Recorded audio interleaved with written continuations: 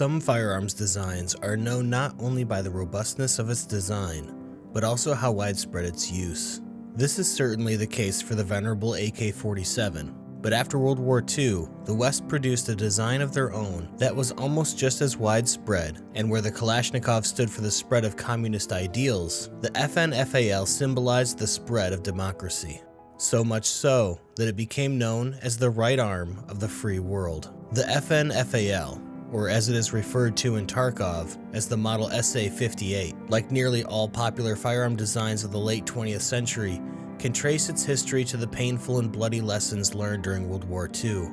During this war, nearly every major combatant had many weapons to fulfill very specific roles. It was not uncommon at all for armies to field multiple types of submachine guns, light machine guns, rifles, and carbines. The US Army alone boasted a dizzying arsenal of small arms that included the Thompson submachine gun, M3 grease gun, M1 Garand rifle, M1 carbine, Browning BAR, M1919, and several others. Each of these weapon systems needed spare magazines and parts, as well as specific ammunition. For example, the M1 carbine was chambered in a .30 carbine round, and no other weapon in the entire US arsenal made use of this ammunition. What commanders found during World War II was that stopping power and flawless function of small arms were certainly good to have, but this alone did not win wars.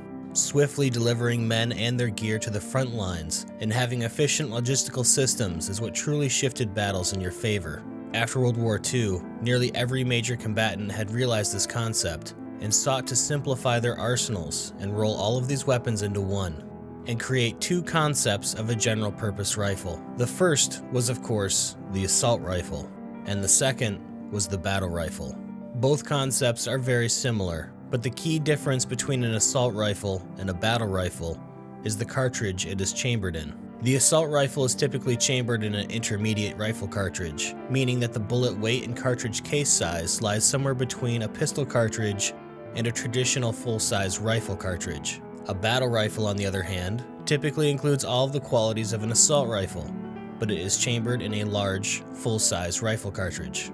The FAL, which stands for Fusil Automatique Léger, was designed shortly after World War II by the legendary Fabrique Nationale Herstal of Belgium. Originally, the design was to fire the 7.92 by 33mm Kurz cartridge that was developed for the grandfather of all assault rifles, the German Sturmgewehr. After being tested by the British military, they urged FN to rechamber the rifle in the somewhat experimental .280 British caliber for additional testing. Near the same time, trials were underway in the United States to replace the aging M1 Garand with a new battle rifle, and the United States was interested in convincing the British military to drop their .280 caliber in favor of the new .30 light rifle caliber, which would go on to become the 7.62 NATO. Agreeing, FN provided examples for trials in both the United Kingdom as well as the United States, and although the US military chose an M1 Garand variant that went on to become the M14, the FN FAL was tested by numerous NATO countries around the world and was adopted by many of them as their standard issue rifle. One of the primary reasons for the FAL's widespread success is its robust operation and locking mechanism. The FAL operates on a short stroke gas piston concept, where propellant gas is tapped from the barrel to operate a small spring-loaded piston located above the barrel. This gas system is also adjustable, so that the weapon can be fed more or less gas depending on environmental conditions or the use of attachments, such as suppressors. The FAL uses a tilting breech lock mechanism, and that, combined with the heavy weight of the all-steel receiver, makes for a durable and reliable rifle. Servicing the FAL for field stripping is extremely easy, as a simple lever located at the rear of the receiver allows the gun to hinge open for easy access to the bolt carrier and other internal parts. One drawback of this old warhorse, however, is its weight. Coming in at 9 to 13 pounds, depending on its configuration, it's very heavy. If the end user attaches large optics or other gadgets, I've seen FALs weigh in at an excess of 15 pounds, which is almost 3 times as heavy as more modern counterparts, such as the FN SCAR. The FAL was adopted by over 90 countries around the world and saw heavy action in South America and Africa, as well as in numerous conflicts in the Middle East. As the design spread, variants and both licensed and unlicensed copies were made around the world. Heavy barrel versions, shortened paratrooper variants, and civilian models have been manufactured and are still made to this day. The model in Tarkov is actually not an original FN model, but rather a variant made by the United States company DS Arms. I've actually owned several DS Arms FAL rifles myself, and although they generally have a good reputation for quality, the ones I owned were plagued with serious issues that required them to be sent back to the manufacturer for repair many times.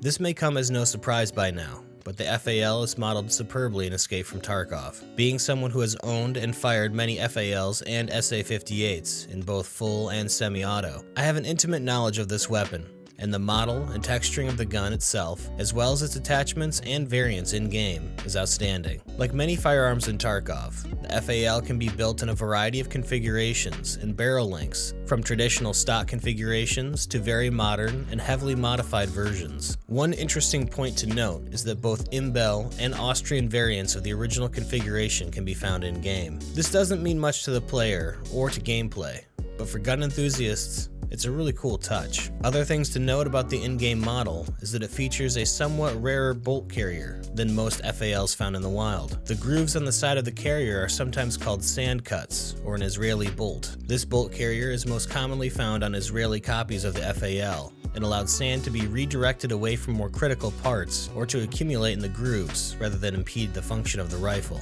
In terms of the weapon animations and sound design, the FAL is superbly rendered and just about as true to life as any gun model can get. The sound for magazine changes in particular sounds extremely crisp and just like the real thing, and I find it very satisfying. While the FN FAL has been used in all types of roles in real life, from a DMR to a CQB room clearer, in Tarkov you'll almost always be using it to spew huge amounts of 7.62x51 at relatively close range. Due to numerous nerfs to various attachments and the ergonomics of the gun itself, if you want to use the highest fire rate 7.62 rifle in the game, it will come with a penalty of slow ADS times and quickly depleting arm stamina. Because of this, most players opt for different guns if they want to do medium to long-range sniping, and the FAL is most often equipped with a red dot of your choosing. Taming recoil is the name of the game, while trying to salvage as much ergonomics as possible. Unfortunately, there are very few viable builds that are not meta, so you're going to want to equip your FAL with the CAS-V handguard and high recoil reduction parts such as the RK2 front grip, and the buffer tube adapter with the Mesa hydraulic buffer, with either the Magpul PRS or MOE stock with the rubber butt pad attached. Unless you want literally zero ergonomics, you're going to have to go loud and equip the Lantac Dragon 3-piece muzzle attachment with blast diffusers. Any type of suppressor will leave your ergonomics at 0. Now that you have your juice cannon built, let's get on to using it. And this part is extremely simple. Make sure you have some kind of laser or IR light equipped, because you'll be primarily hip firing this beast.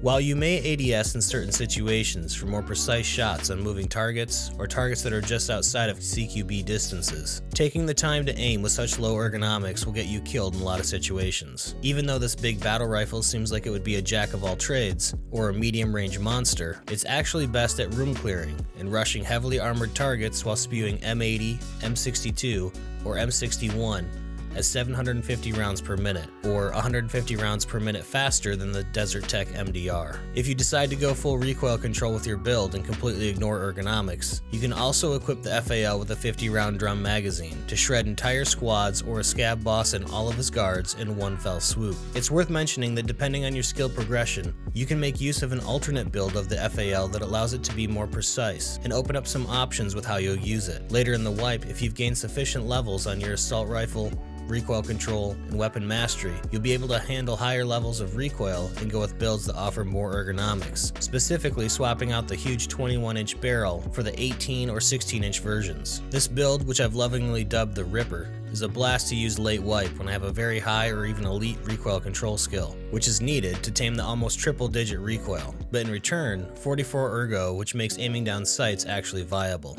Just as the FAL has become nearly legendary across the world as being a symbol of democratic unity and military power after World War II, in Tarkov it has obtained a nearly legendary status of being a fearsome and very expensive weapon to run that is capable of clearing out whole buildings and squads with a single magazine when in the right hands. As we look to the future with additions such as the FN SCAR coming to the game, perhaps this old warhorse will slowly be replaced, just as it is in the real world. But one thing's for sure, there will always be a few PMCs in Tarkov that'll be willing to heft this monster of a rifle, because although many value sleek, lightweight rifles made of polymers and composites, some desire raw firepower and 50 rounds of armor-piercing 7.62 fired at a high cyclic rate. I hope you all enjoyed this episode of Gun Factor. We've been so busy with other projects, but I wanted to get back to this series and enjoy some of the weapons of Tarkov. The SA-58 isn't seen as often as it used to, and I think we can expect the stats of this gun and its attachments to change even more over time. But I've used it a little bit this wipe, and let me tell you, it still works great. I think for the next episode in this series, we might cover a handgun for the first time. I know handguns aren't as sexy as the big assault rifles, but I promise you it will still be fun and educational all the same. I'll have new videos soon, but until then, I'm Jeff with UL Gaming. Good luck out there.